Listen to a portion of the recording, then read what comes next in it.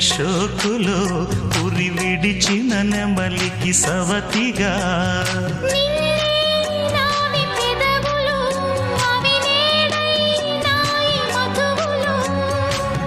రెండున్నాయి తనువులు అవి రేపవ్వాలి మనువులు